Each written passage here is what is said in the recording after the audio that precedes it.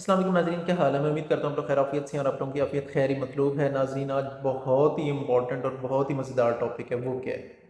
Topic ये है कि जो किसान, हमारे जो किसान भाई हैं, खेतों में फलों पे सब्जियों पे स्प्रे करते हैं। माल्टे का बाग है, अमरूदों का बाग है, या सब्जियां लगी हुई हैं, टमाटर लगे हुए हैं, मूली हैं, गाजर हैं, जो उन पे स्प्रे करते हैं, वो जो केमिकल्स हैं, जब हम वो चीज़ें खाते हैं तो वो हमारे अंदर आ जाते हैं और अंदर क्या करते हैं, इन शॉर्ट बेड़ा गर्क करते हैं।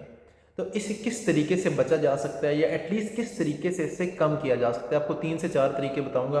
कॉस्ट वाइज बताता जाऊंगा कि सबसे महंगा क्या है, फिर उससे सस्ता क्या है और उससे सस्ता क्या हो सकता है, और उनकी एफिकेसी किस हद तक है अगर आप उसे साइंटिफिक रिसर्च की रोशनी में देखते हैं।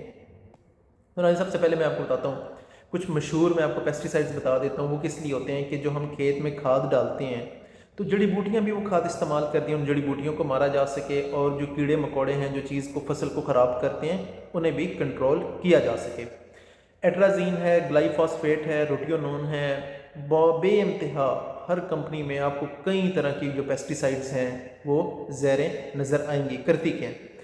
फॉर एग्जाम्पल, अगर आप ये कर रहे हैं तो आपको स्किन पे कोई एलर्जिक रिएक्शन हो सकता है, आंखें आपकी डैमेज हो सकती हैं, आपको ब्रीदिंग का यानी कि सांस लेने का मसला बन सकता है, यहाँ तक कि आपकी डेथ भी हो सकती है। अब आ जाते हैं कि अगर आप ये चीज़ें खा रहे हैं तो उससे क्या क्या होता है।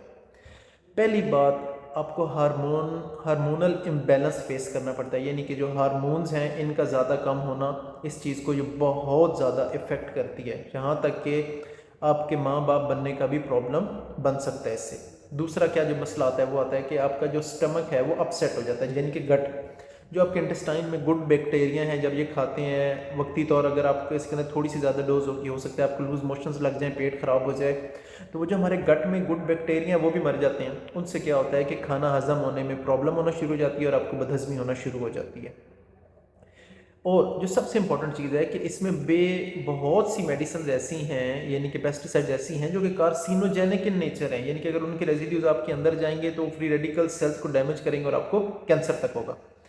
अब आ जाते हैं कि अच्छा, एक चीज़ बड़ी इंपॉर्टेंट है जो पेस्टिसाइड पॉइजनिंग के हवाले से मैं आपको बताना चाह रहा हूँ, जिसकी वजह से सबसे ज़्यादा केसेस आते हैं, ख़ास तौर पे जब भी आप बैंगन को लेते हैं तो आपने बड़े ख़ास तौर पे ख्याल देखना है। समटाइम ऐसे होता है कि जो बैंगन है उनके अंदर कीड़ा मौजूद होता है, तो वो उस जो बैंगन है उससे पूरे को ख़राब करते हैं। तो उसके लिए वो क्या करते हैं कि मंडियों में मैंने देखा है बड़े बड़े टब लेते हैं, उनके अंदर जो जहर है उसे घोलते हैं और उसके अंदर डिप करके निकाल लेते हैं, ताकि वो कीड़े अंदर हैं वो मर जाएँ और आगे चीज़ को ख़राब ना करें। तो इस तरह की चीज़ों को बड़े ध्यान से देखेंगे। अगर किसी में कोई कीड़ा या किस तरह का कोई सुराख है तो उस चीज़ को आप बिल्कुल अवॉइड करें, ख़ासतौर पे बैंगन में बहुत ज़्यादा कीड़ा पड़ता है।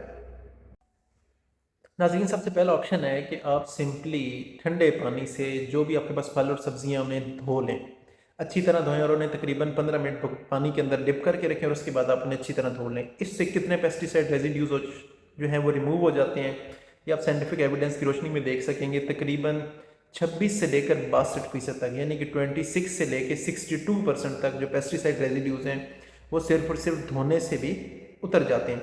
अच्छा नाज़रीन, ये मैं आपको एवरेज इसलिए बता रहा हूँ कि दुनिया जहाँ में बहुत सी तरह की पेस्टिसाइड्स यूज़ होती हैं, तो हर एक के लिए अलग-अलग है। मैं वो भी एक चार्ट में आपको शो कर दूंगा कि कौन सी चीज़ कितना कितना रिमूव होती है, लेकिन ये एक एवरेज मैंने आपको बता दिया, 26 से लेकर 62% तक जो रिमूव खाली पानी से भी हो जाती है। लेकिन अगर आप बेकिंग सोडा लेते हैं, अच्छा बेकिंग सोडा को आपने किस तरह यूज़ करना है, आपने ठंडा पानी लेना है, लूक वार्म भी नहीं, बिल्कुल मैं कह रहा हूँ कि आप कोशिश करें कि आप ठंडा पानी लें। उसके अंदर आपने क्या करना है, 2 गिलास पानी के अंदर 1 चम्मच बेकिंग सोडा की डाल देनी है और उसके अंदर भी तकरीबन आपने 15 मिनट के लिए इन्हें डिप करके रखना है। उससे क्या होगा, तकरीबन ऑन एवरेज 66 से लेकर 98.9 तक, तकरीबन आप समझ लें कि 66 से लेकर 98% तक जो पेस्टिसाइड रेजिड्यूज़ हैं वो रिमूव हो जाएंगे। इसके बाद आपने क्या करना है, उन्हें निकाल लेना है, उन्हें रिंस कर लेना है पानी से, ताकि जो बेकिंग सोडा के भी रेजिड्यूज़ हैं वो उतर जाएं। इसमें एक फ़ायदा ये है बेकिंग सोडा वाले में कि इसका अपना कोई फ्लेवर नहीं आता। तीसरा जो मेथड है वो क्या है कि आप विनेगर ले सकते हैं, वाइट विनेगर। ठीक है, आपको वाइट विनेगर बनाने का भी तरीका बता देता हूँ, उस भी पैसे भरने की ज़रूरत नहीं है। आपने क्या करना है, आपने बाज़ार जाना है, किसी भी केमिकल स्टोर पे जाना है, वहाँ से आपने लेना है acetic acid. Acetic acid ACETIC, acetic acid ACID, acetic acid आपने ले लेना है। आपने क्या करना है कि 40 ग्राम एसिटिक एसिड लेना है और तकरीबन आपने उससे 1 लीटर पानी में, 1 लीटर से बिल्कुल थोड़ा सा कम पानी आपने ले लेना है, उसके अंदर आपने उसे मिक्स कर लेना है। तो ये आपका वाइट विनेगर बन चुका है, पूरी बोतल वाइट विनेगर की बन गई। अब आपने क्या करना है, वाइट विनेगर का 10% का सोल्यूशन बनाना है। 10% सोल्यूशन का ये मतलब है कि अगर 90 गिलास पानी है तो उसमें 10 गिलास हम विनेगर के डालेंगे। उस हिसाब से आप देख लें, आप कोई छोटा स्केल ले लें, उस हिसाब से आप इसे बना लें। 10% का सोल्यूशन यानी कि 10 गिलास एसिटिक के आपने लेने हैं विनेगर के, और 90 गिलास पानी का उसमें आप मिक्स कर लेंगे। उसमें आपने क्या करना है, 10 से 15 मिनट डिप करके रखेंगे तो उसकी जो प्रोडक्टिविटी है, एफिकेसी है, कितनी है, 43 से लेकर 93% तक। बहुत अच्छी एफिकेसी है, 43 टू 93% तक डिफरेंट पेस्टिसाइड के रेजिड्यूज मिट जाते हैं। लेकिन इसमें एक थोड़ा सा आपको एक जो चीज़ फील होगी वो क्या होगा कि विनेगर की आपको अपनी एक फ्रेगनेंस फील होगी सिरके की। अच्छा, लास्ट मेथड क्या है, वो ये है कि आपने नमक का 2% का सोल्यूशन बनाना है। 2% का मतलब ये है कि अगर आपके पास 98 गिलास पानी के हैं तो उनमें 2 गिलास नमक के डलेंगे, या 98 चमचे पानी की हैं तो 2 चमचे उसमें नमक की डलेंगी। आपने 2% का सोल्यूशन बना लेना है तो इससे भी तकरीबन क्या होगा कि 40 टू 55%, 60% तक रेजिड्यूज रिमूव हो जाते हैं। ना होने से बहुत बेहतर है कि कुछ ना कुछ रिमूव हो जाए। आपको एक और चीज़ बताऊं जो मैंने काफ़ी होटल्स और रेस्टोरेंट्स में देखी है, जो कि बहुत गलत है। वो क्या करते हैं, अच्छा इसके बारे में एफडीए क्या कहती है, फूड एंड ड्रग एडमिनिस्ट्रेशन ये कहती है कि आपने गलती से भी लिक्विड सोप या डिटर्जेंट या सर्फ, कोई भी इस तरह की चीज़ इस काम के लिए हरगिज़ इस्तेमाल नहीं करनी, नहीं करनी, नहीं करनी।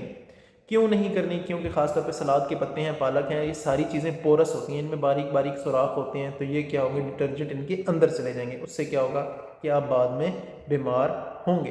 नाज़रीन, मैं उम्मीद करता हूँ आज का सेशन आपके लिए नहायत फ़ायदेमंद रहा होगा। किसी किस्म का कोई सवाल हो तो आप कमेंट बॉक्स में ज़रूर पूछें। अल्लाह हाफिज़।